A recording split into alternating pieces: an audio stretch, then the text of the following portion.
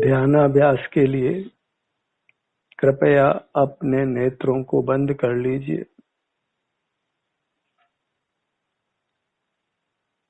अपना ध्यान अपने शरीर पर ले आइए।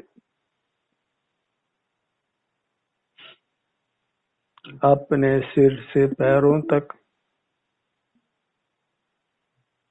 अपनी संभाल करिए।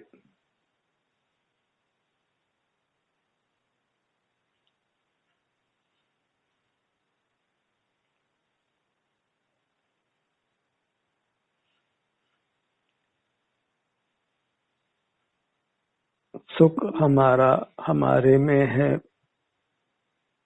बाहर देखने से कोई लाभ नहीं।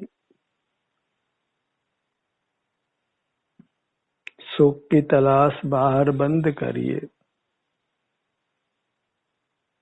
अनादि की यह कुटेव है। बाहर की दुनिया से जुड़कर रहना। मोह की दुनिया, राग द्वेष की दुनिया, विकल्पों की दुनिया। अपना यह एहसास करते हुए निर्विकल्प रहिए, वीतराग रहिए और अत्यंत स्वस्थ और सुखी रहिए।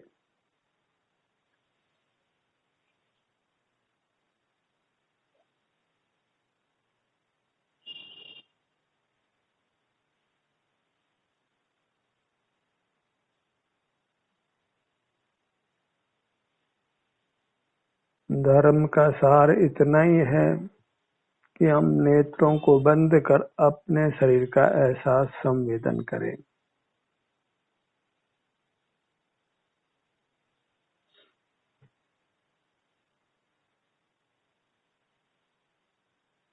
इसी से हम रोग मुक्त रहते हैं, स्वस्थ रहते हैं और सुख का अनुभव करते हैं।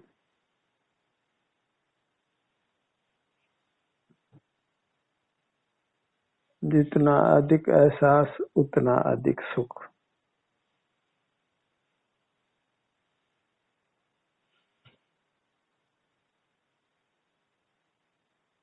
अपनी आराधना करना ही सम्यक आराधना है।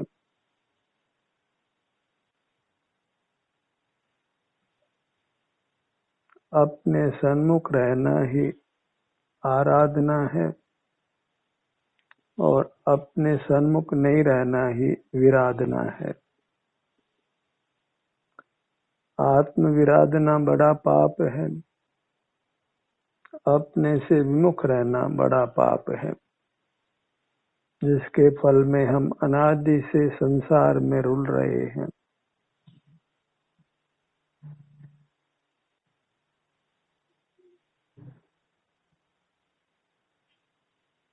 पर से सुख की आशा छोड़िए, अपने से ही सुख की आशा लगाइए।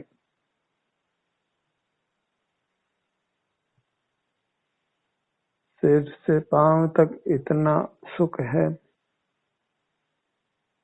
क्षेत्र से भले ही सीमा हो, पर भाव से असीम है, अनंत है, अटूट है, अक्षय है।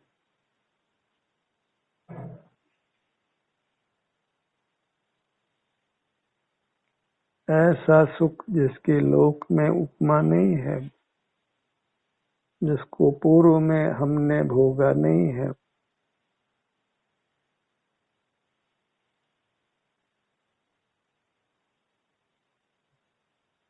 अपूर्व है, अनुपम है और एक बार इसको प्रकट कर लिया जाए, अपने में ठहर कर पूर्ण प्रकट कर लिया जाए, तो फिर अविनाशी भी है।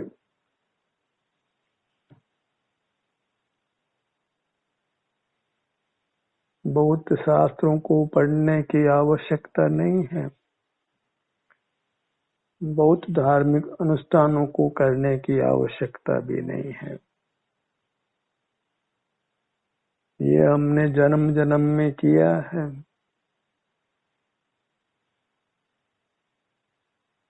अत्यंत संक्षिप्त सा सुख का पुरुषार्थ है अपने से युक्त रहना। उसके लिए नेत्रों को बंद रखने का अभ्यास करना और अंतर्मुख रहना।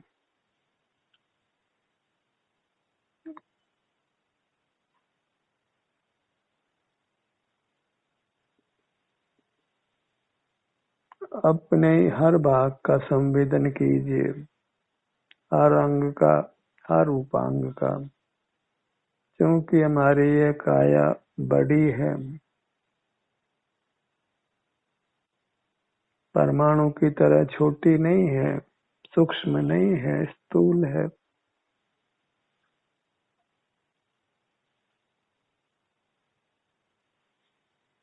इसके हम मन से अनेक विभाग कर सकते हैं। बड़ी वस्तु की विभाग कल्पना की जा सकती है। इसलिए इसको थोड़े थोड़े स्थान से अनुभव में लीजिए, ताकि आप इसी पर बने रहें, इसी के आलम्बन से अर्थात अपने आलम्बन से ही रहें और परावलंबन से अपने को मुक्त करें।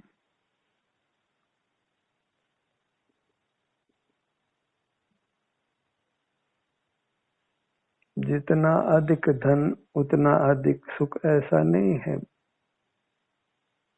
जितना अधिक ज्ञान उतना अधिक सुख ऐसा भी नहीं है। जितना अधिक अपना एहसास उतना अधिक सुख ऐसा है।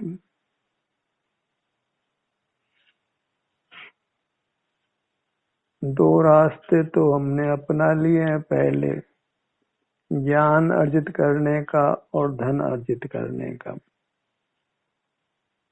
एक ही रास्ता बच गया है जो हमने आजमाया नहीं है, जो मोक्ष का सुख का मार्ग है, अपना एहसास करना, अंतर्दृष्टि कर अपने से युक्त रहना, जो योग का मार्ग है, जिससे हम यथार्थ योगी होते हैं और फिर योगीश्वर होते हैं।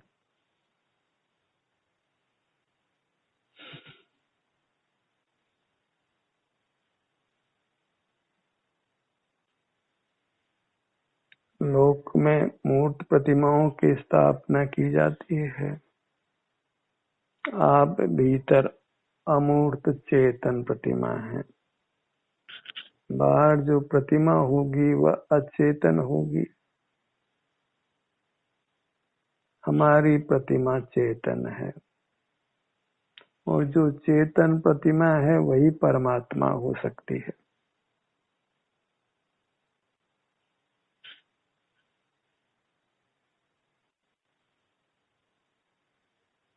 हमारी जो यथार्थ प्रतिमा है वह स्वसंवेदन गोचर है, इंद्रिय गोचर नहीं है।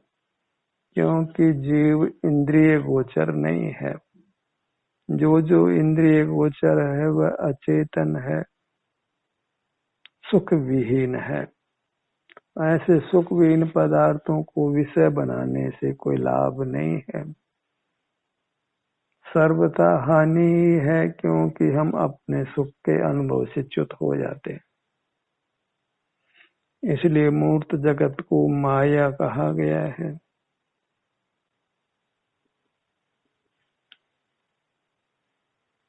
ये माया रूपी ठगनी से ही हम अनादि से ठगाए गए हैं।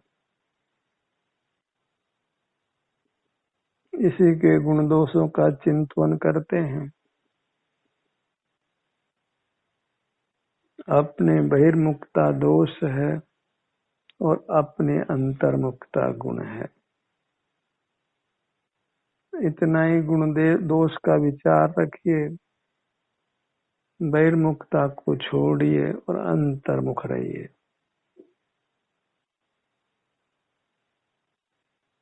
सुख की कामना की पूर्ति करिए,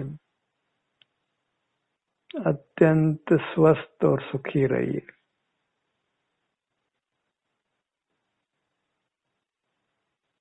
ऐसा सुख भोगिए जो परमात्मा भोगते हैं,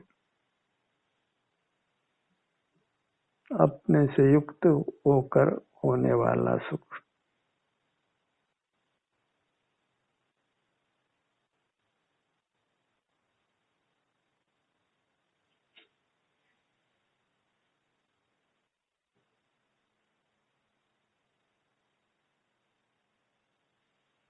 ये बात समझ आ जाए तो फिर केवल आचरण करना शेष रहेगा, और वह आचरण अकेले भी किया जा सकता है।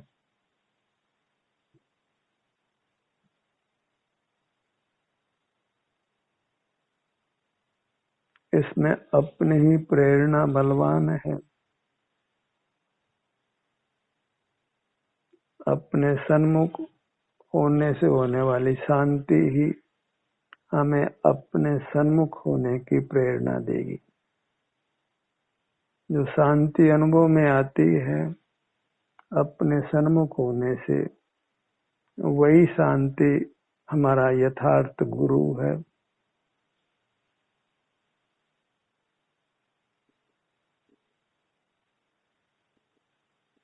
उसी से हमको अंतर में रहने की प्रेरणा मिलती है। वह शांति ही हमें अपने सन्मुख होने के लिए प्रेरित करती है।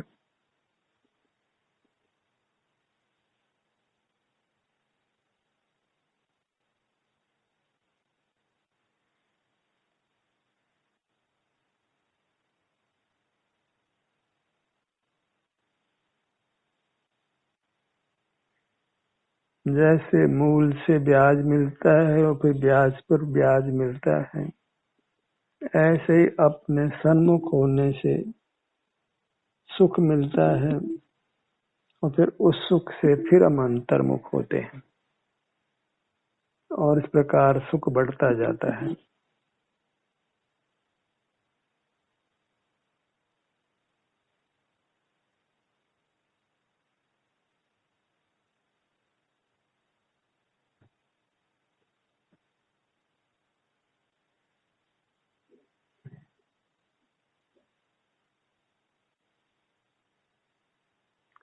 सुख किसी पर से प्राप्त नहीं किया जा सकता है। सुख का आदान प्रदान नहीं होता है।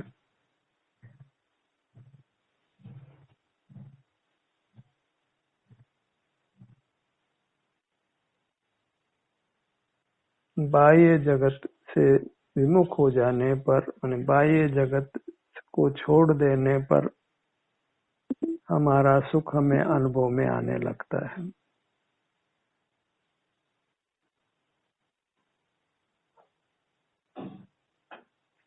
जो हम जगत से जुड़कर जीते हैं, वही हमारे सुख में विघ्न उत्पन्न करता है, हमें दुख अनुभव में लाता है।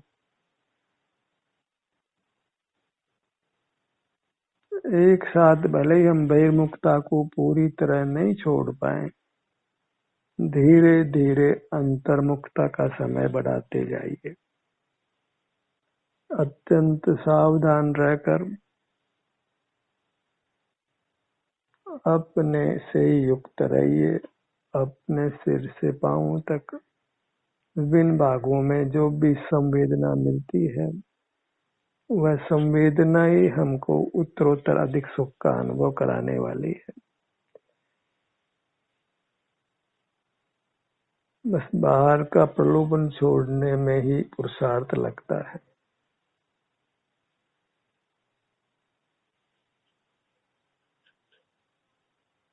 जो हम बहिर्मुख रहे हैं, उससे ही सहज ही पुनः पुनः बहिर्मुखता बनती है।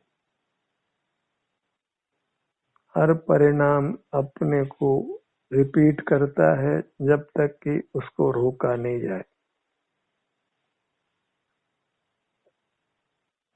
उस रोकने में ही यत्न है। जो वृत्ति बहिर्मुख होती है, उस वृत्ति को बहिर्मुख होने से रोकने में ही पुरुषार्थ लगता है।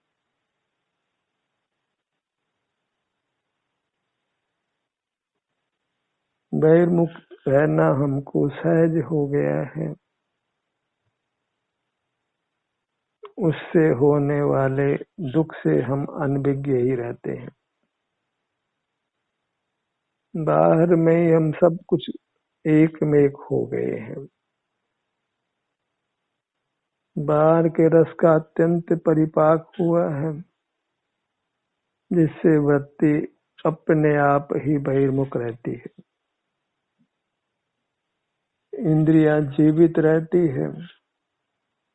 कहीं भी कोई आवाज हो तो सुनाई पड़ जाती है, कहीं दुर्गंध हो तो सूंघने में आ जाती है, सुगंध हो तो सूंघने में आ जाती है। मौसम ठंडा हो तो मालूम पड़ता है, गर्म हो तो मालूम पड़ता है।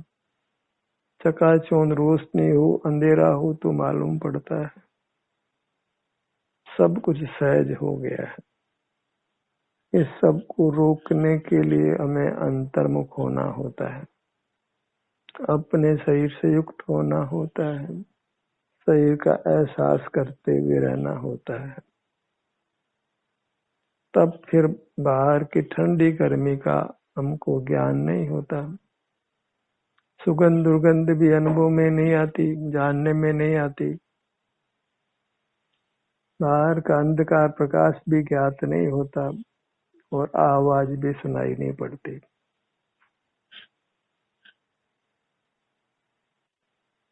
वही इंद्रिय जय है। अभी तो हम कल्पना भी नहीं कर सकते कि बाहर की आवाज और हमको सुनाई नहीं पड़े, दुर्गंध सुगंध हो हमको मालूम नहीं पड़े, सर्दी गर्मी हो हमको मालूम नहीं पड़े, क्योंकि हमारी इंद्रियां अत्यंत स्वच्छंद व्यापार करती हैं।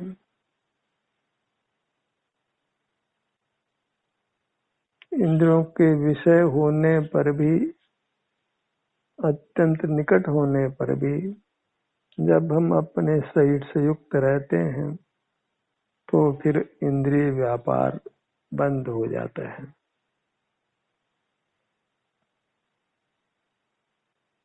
तो वही करना हमको इष्ट है। तभी हम उद्गल जो बलात् हमारे उपयोग का विषय इंद्रियों की स्वच्छंदता के कारण बनता है, फिर नहीं बनेगा। वही मूर्त से मुक्त होने का उपाय है।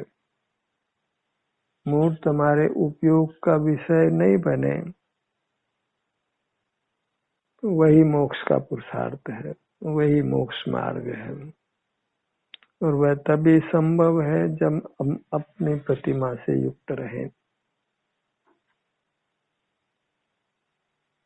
सिर से पांव तक जो स्व संवेदन गोचर अपना रूप है, इसी को भगवान की प्रतिमा स्वीकार करिए।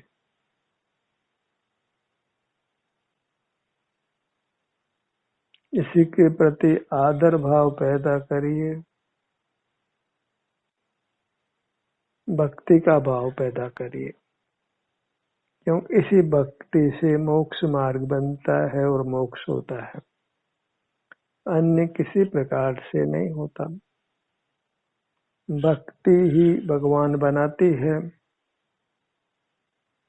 पर वह भक्ति अभेद की है, अपने अमूर्त स्वरूप की है, चेतन प्रतिमा की है।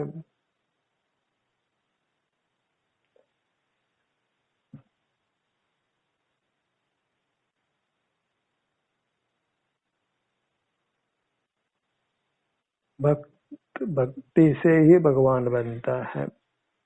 हमें अपना ही भक्त होकर अपनी ही भक्ति करनी है और अपने को ही भगवान बनाना है।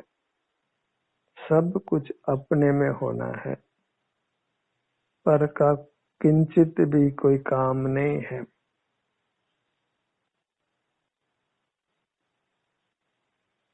अत्यंत स्वाधीनता है,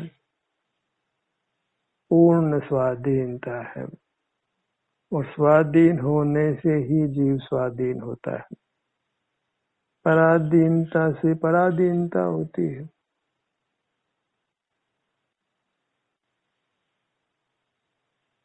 जिस किसी वस्तु का हम सेवन करते हैं सहज ही उसकी मांग उत्पन्न होती है।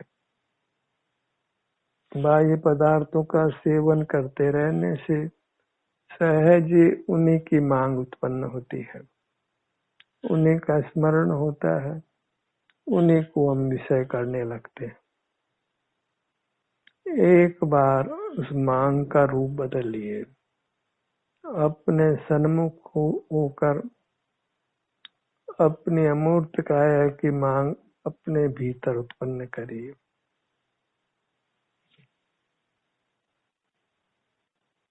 और उसके सुख को भोग कर पुनः पुनः उसके सन्मुख फिर आ पाएंगे।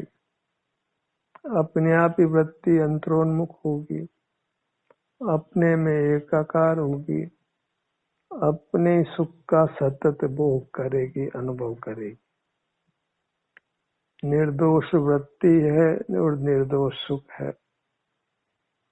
और पर का जो ग्रहण है वैसा दोष है, भेद रूप भक्ति सदोष है, जिसमें किसी अन्य को परमात्मा मानकर उसकी भक्ति की जाती है वह सब पराधीनता है, सदोष है, मोक्ष मार्ग नहीं है।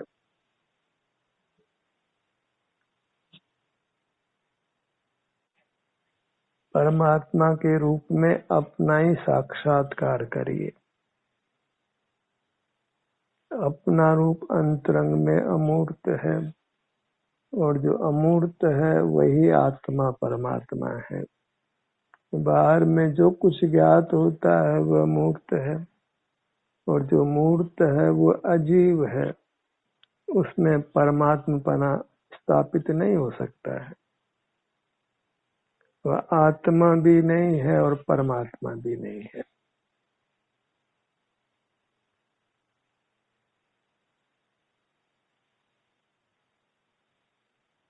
अपने ध्यान को अपने दोनों नेत्रों पर लाइए।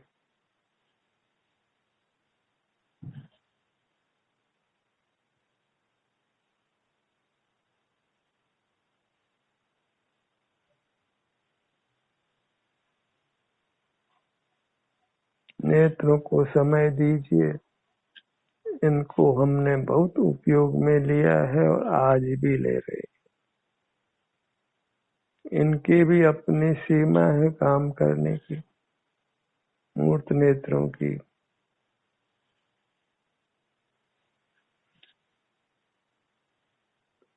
आवश्यक होने पर ही हमें इंद्रियों से काम लेना है।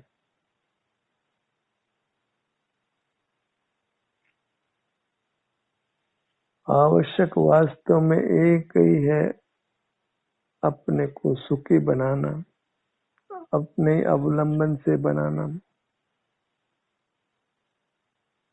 अंतर्दृष्टि कर अपना रूप जो सिर से पांव तक है, अमूर्त है, आनंदमय है, उसी को भोगते हुए रहना।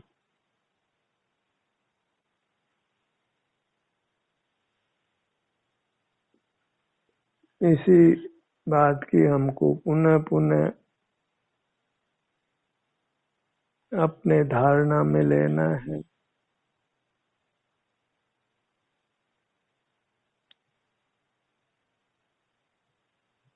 अपने ध्यान को दोनों कानों पर लाइए।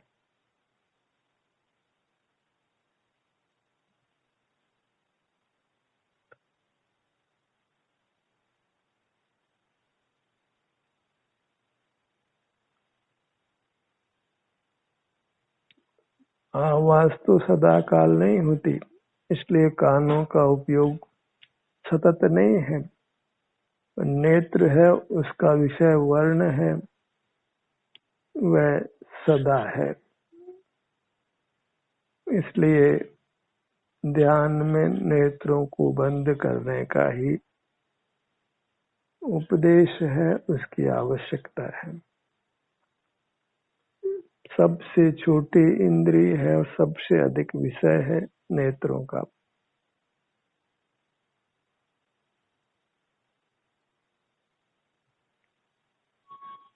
पुतली के बीच में एक छोटी सा सूक्ष्म स्थान वही वास्तव में नेत्र इंद्रिय है। अत्यंत सूक्ष्म है पर उसका विषय अत्यंत विशाल है।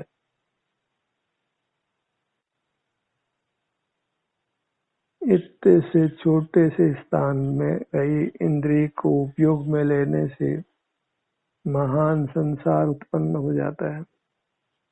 स्पर्शन इंद्रिय तो पूरे ही अपनी अमूर्त काया के फैलाव में है।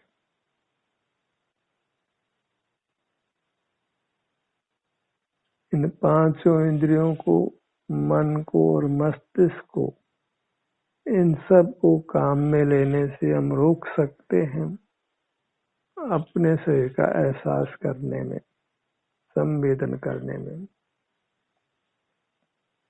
और इस प्रकार हम इंद्रिय जयी हो जाते हैं,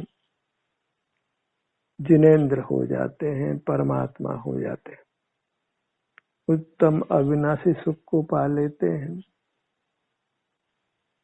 फिर जगत को देखना जानना बिल्कुल भी नहीं है। अपने स्वरूप का जो सिर से पांव तक है, सुख का बना हुआ, उसके सुख को ही भोगते हुए रहना है।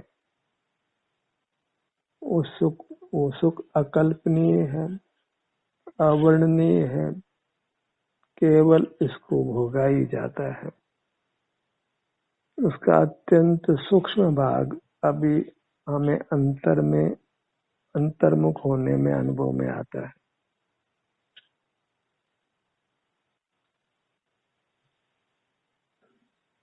परमात्मा होने के मार्ग में सतत प्रयास करिए। प्रमाद में रहना योग्य नहीं है।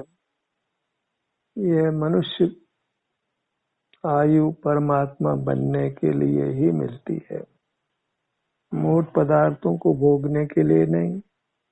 मूर्त पदार्थों को तो हमने तुच्छ योनियों में भी बारंबार भोगा है।